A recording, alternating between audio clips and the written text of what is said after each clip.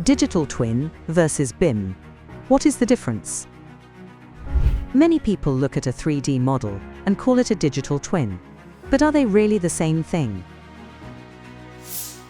Building Information Modeling, or BIM, helps teams design, coordinate, and construct buildings more efficiently.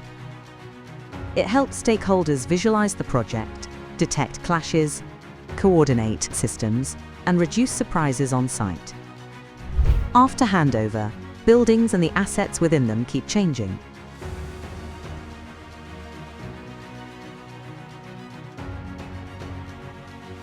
Systems require adjustment.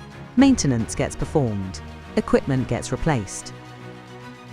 And over time, the data starts to drift away from reality. That's where a digital twin comes in. It connects the physical assets to trusted digital information, models, systems, maintenance history, and live operational data. BIM shows you how the building was designed and constructed.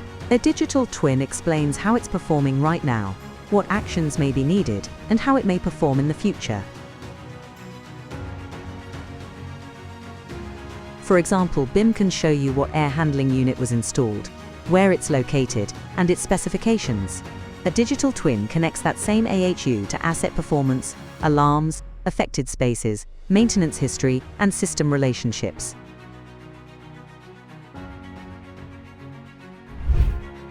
When something changes, the team is not just looking at a model.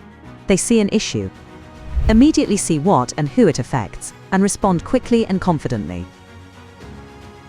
BIM can be the foundation of a digital twin, but only when it is structured for operations, not just for construction. A digital twin does not happen just because a model is completed. The model has to be validated, cleaned, enriched, and connected to all the systems facilities management uses every day. BIM helps teams build smarter buildings. Digital twins help owners operate with confidence.